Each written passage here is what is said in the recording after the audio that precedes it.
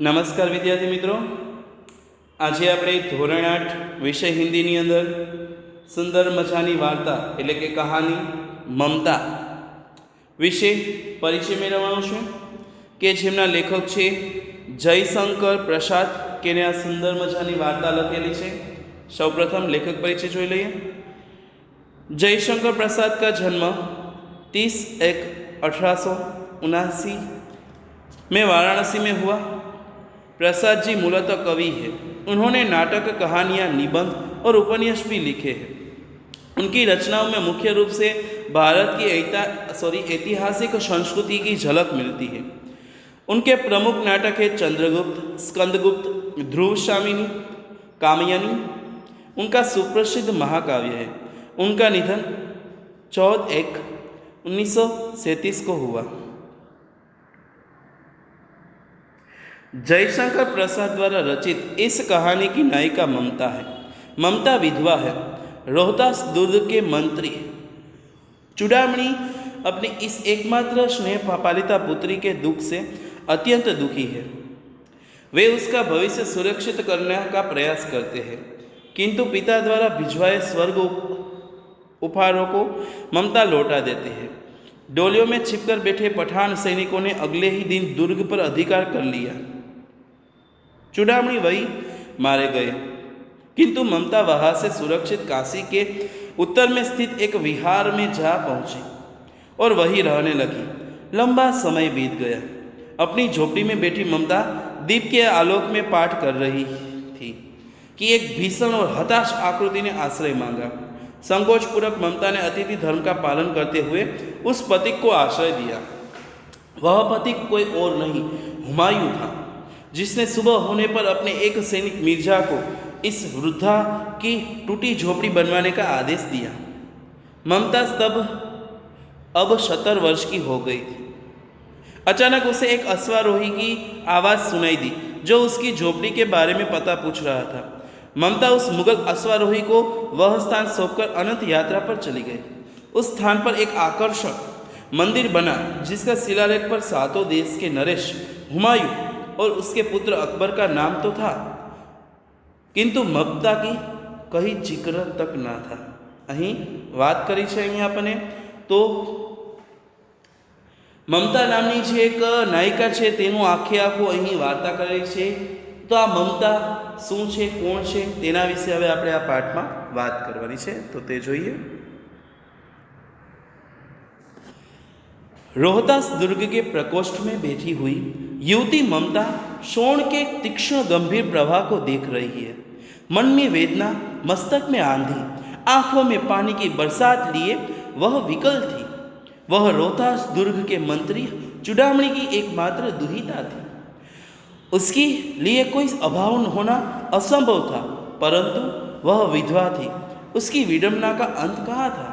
અહીં વાત કરે છે કે રોહતાસ દુર્ગ જે સ્થળ છે એની વાત કરી છે કે રોહતાસ દુર્ગની અંદર એક જે રૂમ છે, ત્યાં પ્રકોષ્ઠ એટલે કે રૂમની વાત કરી છે કે પ્રકોષ્ઠમાં બેઠી બેઠી એ જે પાણીના પ્રવાહનો જે તીક્ષ્ણ ગંભીર પ્રવાહ હોય કે જેમાંથી અવાજ થોડો થોડો આવતો હોય એ બારીમાંથી એ જોઈ રહી છે અને એની મનની વેદના મસ્તકમાં જ્યારે વાવાઝોડું ખાતું હોય તેવી રીતે વહી રહી છે।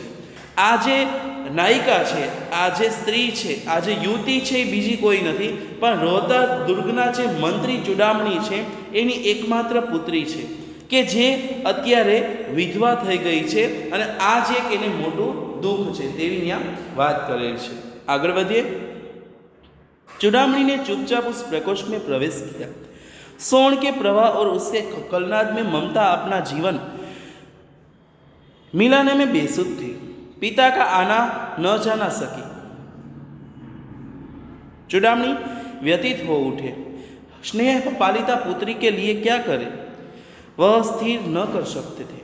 लौटकर बाहर चले गए, ऐसा प्रयत्न होता, परंतु आज मंत्री के मन में बड़ी दुश्चिंता थी। पैर सीधे न पड़ते थे।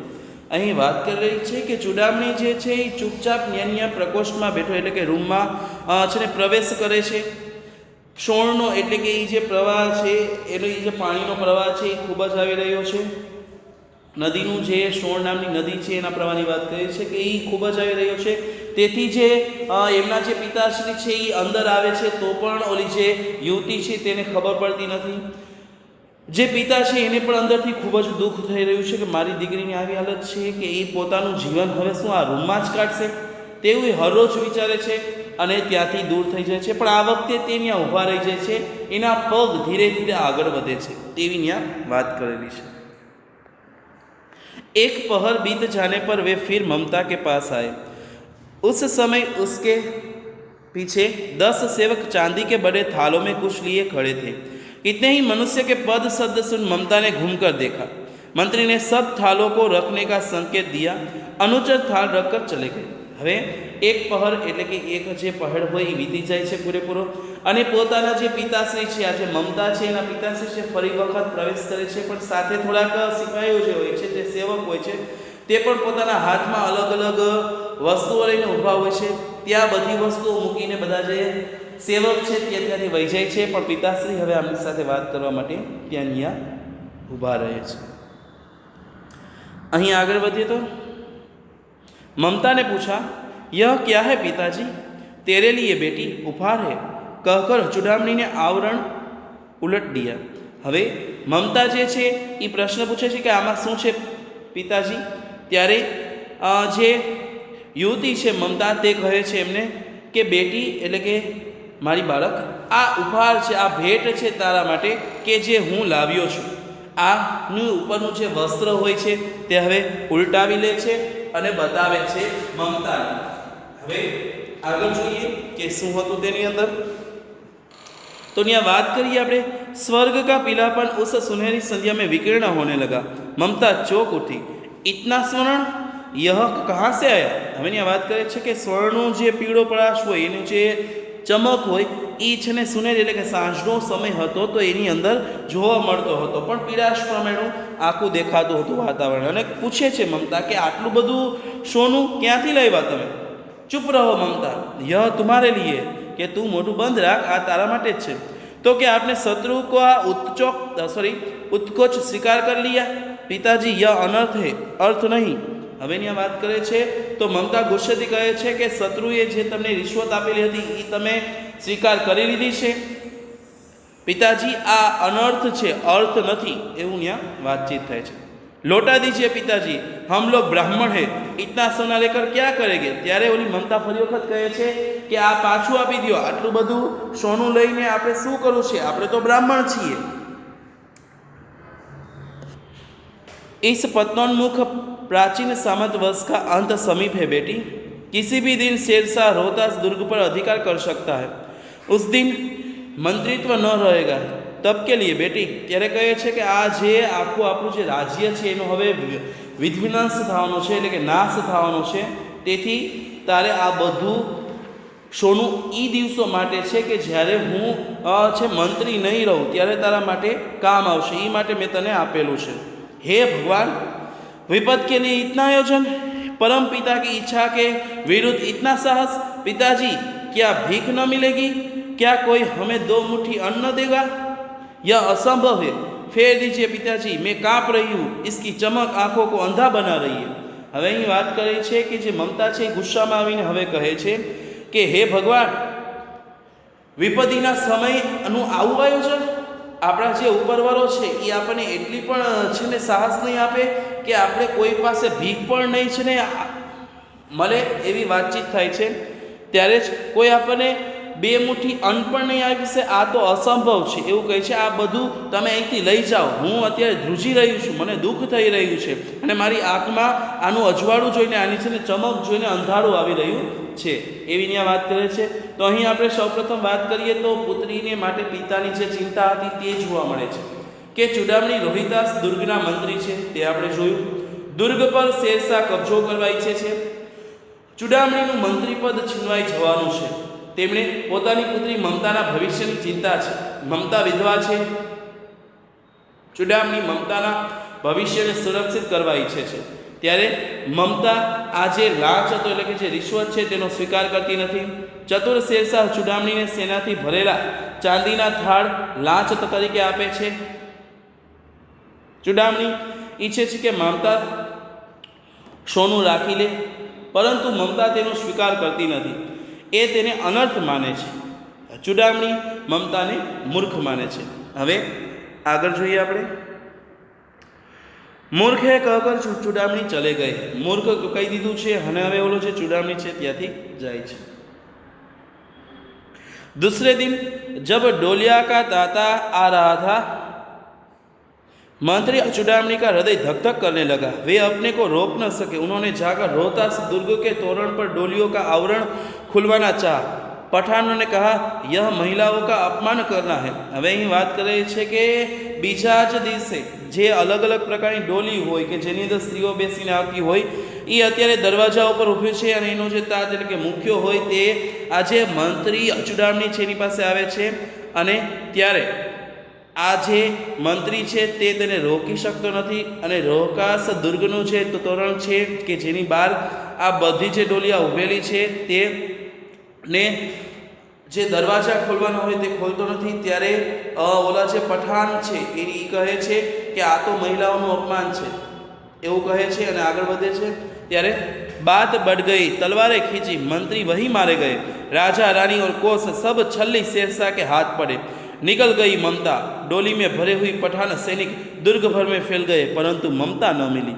અહીં વાત કરી કે આવી રીતે જ્યારે મહિલાઓનું અપમાન થાય છે ત્યારે વાત આગળ વધે છે ને બધા ઓલો જે પઠાણ છે એ પોતાની તલવાર કાઢી લે છે ને ન્યા મંત્રીની હત્યા થઈ જાય છે.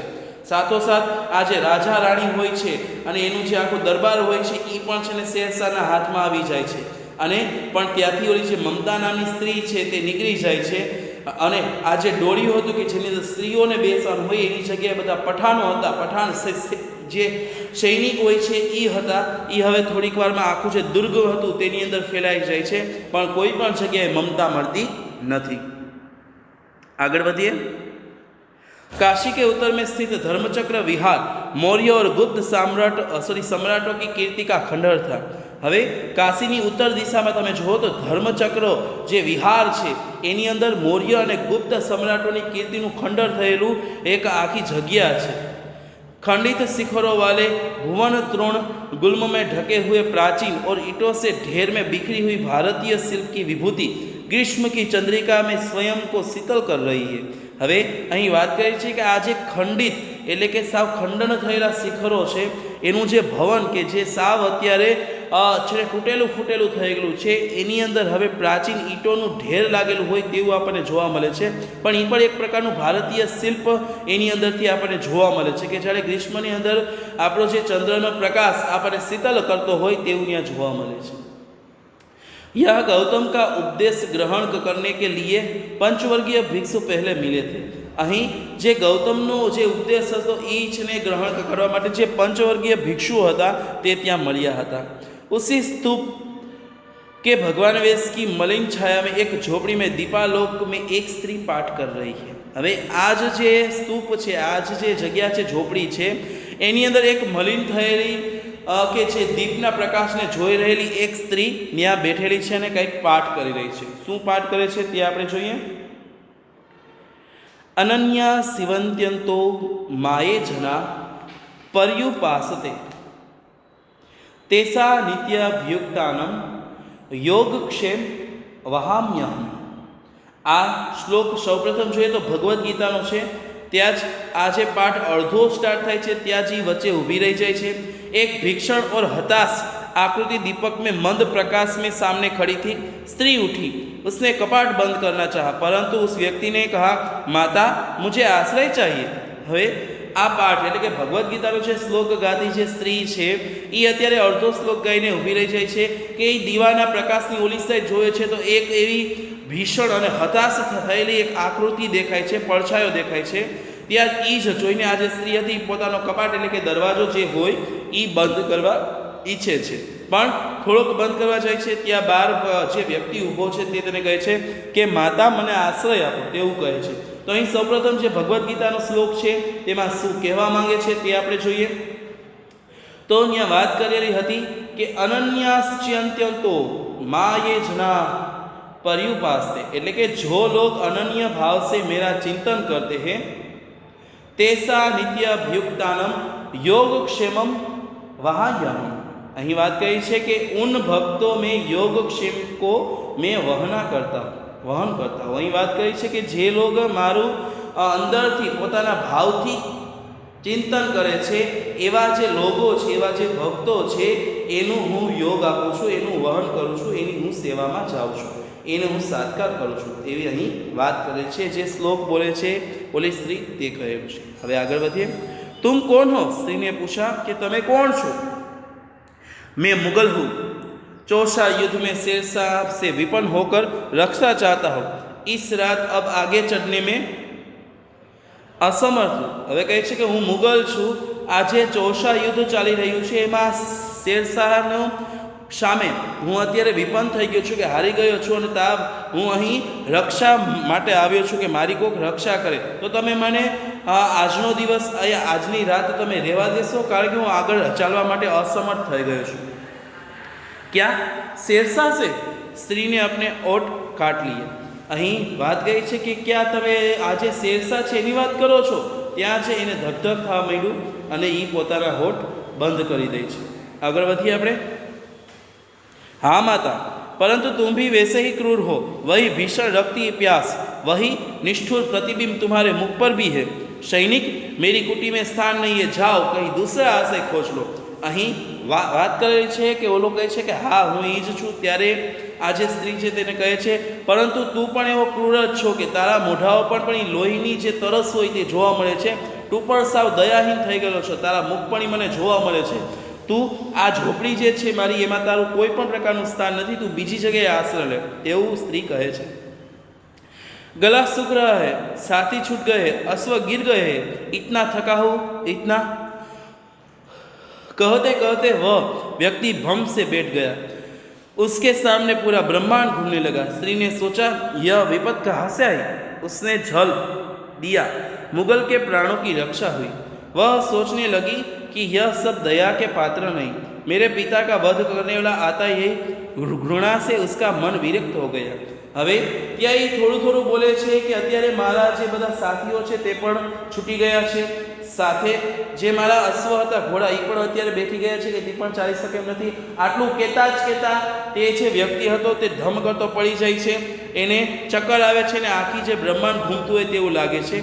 ત્યારે ઓલી જે સ્ત્રી હતી એને થોડુંક પાણી આપે છે, જલ આપે છે અને વિચારે છે કે આ મુગલ છે એ મારા તો પ્રાણની રક્ષા કરશે જ, પણ સાથોસાથ જે મારા પિતાશ્રીને મારનાર હતો એને પણ આગળ જતા મૃત્યુના ઘાટે ઉતારશે તેવી આશા રાખે છે. પણ એનું અત્યારે મન છે આ બધા વિચારોમાં વિરક્ત થઈ ગયું છે, સાવ દુઃખી થઈ ગયું છે.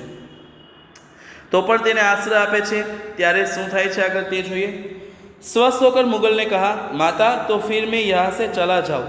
ત્યારે થોડોક જ આજે છે પાણી પીને આગળ વધે છે, ત્યારે થોડોક ઘણો સ્વસ્થ થઈ જાય છે, થોડીક એનર્જી આવી જાય છે. ત્યારે એ માતાને કહે છે કે હવે હું અહીંથી જાઉં છું.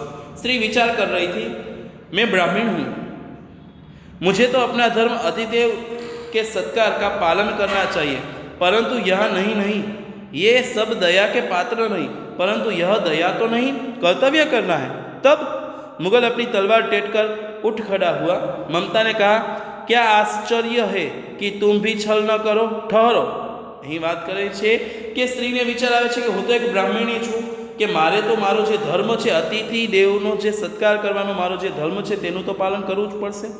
પણ આ તો એવો વ્યક્તિ છે કે જેના પર દયા ન કરવી જોઈએ, તો આ તો પણ દયા તો છે નહીં, તો આ તો કર્તવ્ય છે, તો હવે હું શું કરું. ત્યારે જ ઓલો જે મુગલ હતો પોતાના તલવારના સહારે ઊભો થાય છે. ત્યારે મમતા કહે છે કે હું શું કામ તારા ઉપર વિશ્વાસ કરું કે તું પણ મારા ઉપર છલ નહીં કરે, ઊભો રહે, એવું કહે છે. ત્યારે કહે છે छल नहीं तब नहीं स्त्री, जाता हूँ तैमूर का वंशधर, स्त्री में छल करेगा, जाता हूँ भाग्य का खेल. छल એવું કહે છે એને આશ્ચર્ય થાય કે હું છલ ન કરું, હું તો છે ને તૈમૂરનો વંશધર છું, એટલે કે તૈમૂરનો વંશધારી છું, કે હું કોઈ સ્ત્રી ઉપર છલ કરું. તમે એવું વિચારો છો તો કોઈ વાંધો નહીં, હું અહીંથી જાઉં છું, આ તો બધો ભાગ્યનો ખેલ છે. ममता ने कहा यहाँ कौन दुर्ग है, यही झोपड़ी न, जो चाहे ले लो, मुझे तो अपना कर्तव्य निभाना पड़ेगा. जाओ भीतर थके हुए पथिक, तुम चाहे कोई भी हो मैं तुम्हें आश्रय देती हूँ. सब अपना धर्म छोड़ दे तो क्या मैं भी छोड़ दूँ. मुगल ने चंद्रमा के मंद प्रकाश में वह महिमाही मुखमंडल देखा. उसने मन ही मन नमस्कार किया। ममता पास की टूटी हुई दीवारों में चली गई। भीतर थके पथिक ने झोपड़ी में विश्राम किया। હવે ઓલી જે મમતા હતી તેને કીધું કે હું કાંઈ દુર્ગ તો છું નહીં, હું આ ઝોપડીમાં તને રહેવાનો આશ્રય આપું છું, હું મારા કર્તવ્યો છોડીશ નહીં, આ રીતે કહે છે। અને જે સ્ત્રી હતી એનો ચહેરો ઓલો જે દીપના પ્રકાશમાં અને સાથોસાથ જે ચંદ્રમાનો પણ થોડો ઘણો પ્રકાશ હતો એની અંદર એનું મુખમંડળ એટલે કે મુખનો પ્રકાશ જોવે છે અને સાથે મની મને એને છે નમસ્કાર કરે છે। પણ ઓલી જે મમતા હતી ધીરે ધીરે એ જે ઝોપડીમાંથી બહાર વહી જાય છે અને એ જે ખંડરો હતો એની જે બે દિવાલ વચ્ચે થોડીક જગ્યા હોય છે ત્યાંથી બીજી જગ્યાએ વહી જાય છે અને ઝોપડીમાં આને આશ્રય આપી દે છે। आगे बढ़िए। प्रभात में खंडर की संधि में ममता ने देखा सैकड़ों अश्वारोही उस प्रांत में घूम रहे हैं। वह अपनी मूर्खता पर स्वयं को कोसने लगी। सवार થાય છે ખંડરની જે વચ્ચેની નાની અમથી જે પણ જગ્યા હોય કે જેમાંથી થોડું થોડું દેખાતું હોય ત્યાંથી હજારોની માથે અશ્વારો એટલે કે ઘોડે સવાર ત્યાં આવે છે અને હવે આ જે મમતાને પોતાની મૂર્ખતા ઉપર खींच चढ़े छे कि मैं आने सुकामा यहाँ आसरो आप्यो। एकाएक झोपड़ी से निकलकर उस पथिक ने कहा मिर्जा मैं यहाँ हूँ। त्यारे चोलो जो एकाएक चोलो झोपड़ी में बहार निकलो पथिक अने कहूँ कि मिर्जा हूँ अहीं छूँ। शब्द सुनते ही प्रसन्नता की चित्कार ध्वनि से वह प्रांत गूंज उठा। ममता अधिक भयभीत हुई। पथिक ने कहा वह स्त्री कहाँ है, उसे खोज निकालो। ममता छिपने के लिए अधिक सचेष्ट हुई। वह मुर्गदाव में चली गई। दिन भर उसमें से न निकली। संध्या हुई गई। वे लोग जाने लगे। ममता ने सुना पथिक घोड़े पर सवार होते हुए कह रहा था मिर्जा उस स्त्री को मैं कुछ दे न सका, उसका घर बनवा देना क्योंकि मैंने विपत्ति में यह विश्राम पाया था। वह स्थान भूलना मत। इसके बाद वे वहाँ से चले गए। હવે આખો દિવસ આ બધા જે લોકો હતા તેને ગોતે છે સ્ત્રીને પણ એ સ્ત્રી મળતી નથી કારણ કે એ સ્ત્રી છે અત્યારે એવી જગ્યાએ છુપાઈ ગઈ છે કે જે જગ્યાએ કોઈ પણ જે બે પથ્થરો હોય એની વચ્ચે જે થોડી ઘણી જગ્યા હોય એમાં એ અત્યારે પોતાનો આશરો લે છે અને કોઈ પણ ત્યાં જોઈ ન શકે એવી જગ્યાએ બેસી ગઈ છે। આખો દિવસ આ જે અશ્વારોહી છે તેને ગોતે છે પણ એ મળતી નથી। સંધ્યાનો સમય છે, ધીરે ધીરે પોતાના જે સ્થાન છે ત્યાં જવા માટે અશ્વારોહીઓ નીકળે છે ત્યારે ઓલો જે પથિક હતો તે મિર્જાને કહે છે કે હું આ સ્ત્રી માટે કોઈ પણ વસ્તુ કરી શક્યો નથી, તું પણ ધ્યાન રાખજે કે આગળ જતા આ જે સ્ત્રી છે એના માટે મેં જે ઝોપડીમાં વિશ્રામ કર્યો હતો એ ઝોપડીને હવે તું એક સરસ મજાનું મકાન બનાવી દે તેવું કહે છે અને ત્યાંથી આગળ વધે છે। હવે આગળ વધીએ। चौसा के मुगल पठान युद्ध को बहुत दिन बीत गए। ममता अब 70 वर्ष की वृद्धा है। एक दिन वह अपनी झोपड़ी में पड़ी थी। शीतकाल का प्रभाव था। उसका जीर्ण कंकाल खांसी से गूंज रहा था। ममता की सेवा के लिए गांव की 2-3 स्त्रियों घेर कर बैठी थी क्योंकि ममता आजीवन सबके सुख दुख की सहभागिनी रही थी। હવે વાત કર્યું છે કે ચૌસા યુદ્ધ જે થયું હતું મુગાલ અને પઠાણ વચ્ચેનું તેના હવે બહુ દિવસ એટલે કે બહુ વર્ષો વીતી ગયા છે। ઓલી જે મમતા નામની સ્ત્રી હતી એ હવે 70 વર્ષની થઈ ગઈ છે। એક દિવસની વાત છે કે ઝોપડીની જે કુટીર હોય એની અંદરની જે પણ ત્યાં આ જે મમતા નામની સ્ત્રી છે એનું જે કંકાલ જેવું આખું શરીર છે કે હવે એની અંદરથી ઉધરસનો પણ અવાજ આવવા માંડ્યો છે એ રીતે ત્યાં સૂતી છે। ગામડાની 2-3 સ્ત્રીઓ પણ ત્યાં એની છે સારવાર માટે ત્યાં બેઠી છે અને શું કામે બેઠી છે કારણ કે આ મમતા નામની જે સ્ત્રી હતી તેને સમગ્ર જીવનકાળમાં બધાની સેવા જ કરી છે તો અત્યારે આ જે સ્ત્રીઓ છે તેની સેવા માટે આવેલી છે।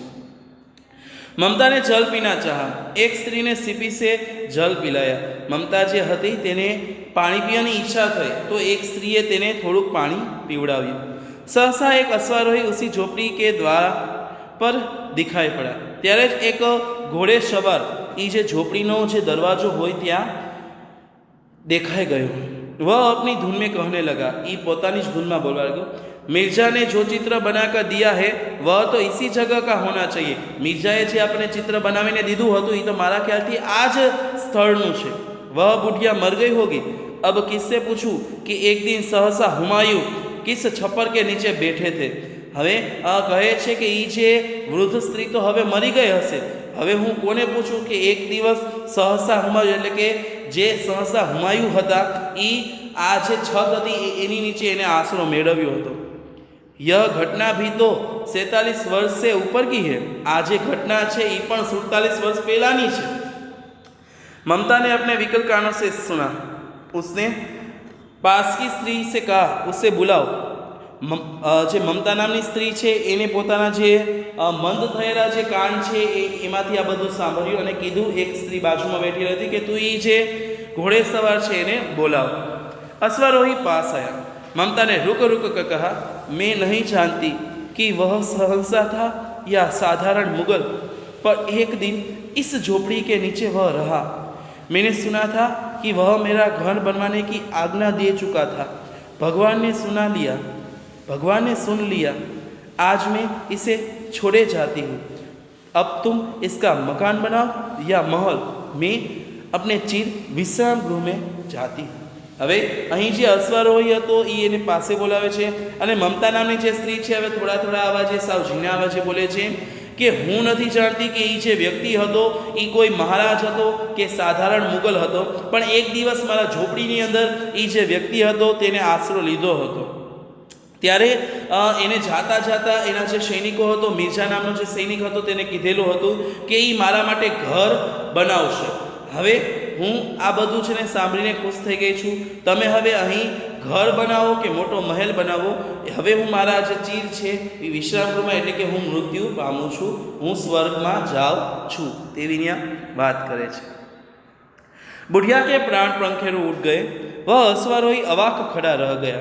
आ जे वृद्ध स्त्री हती ई मृत्यु पामी, एना प्राण पंखेरु उड़ी जाव એટલે કે મૃત્યુ પામવું, અને ઓલો જે અશ્વારોહી હતો એ અવાક એટલે કે ચकित થઈને ન્યા ઊભો રહી ગયો। वहाँ एक अष्टकोण मंदिर बना और उस पर शिलालेख लगाया गया। ત્યાં આ જે ઝોપડી હતી ત્યાં હવે અષ્ટકોણ મંદિર બનાવવામાં આવ્યું અને સાથોસાથ એના ઉપર શિલાલેખો પણ લગાવવામાં આવ્યા। सातों देश के नरेश हुमायूं ने एक दिन यहाँ विश्राम किया था। उनके पुत्र अकबर ने उनकी स्मृति में यह विशाल गगनचुंबी मंदिर बनाया। सातों देश એટલે કે સાતો દેશ ઉપર રાજ કરનાર જે હુમાયુ હતો એ એક દિને આ જે ઝોપડી હતી એની વિશ્રામ કર્યો હતો અને એનો જે પુત્ર છે અકબર એને એની યાદમાં, એની સ્મૃતિમાં આ વિશાલ એક ગગનચુંબી મંદિર બનાવ્યું છે જેને અષ્ટકોણ મંદિર કહેવામાં આવે છે। पर उसमें ममता का कहीं नाम न था।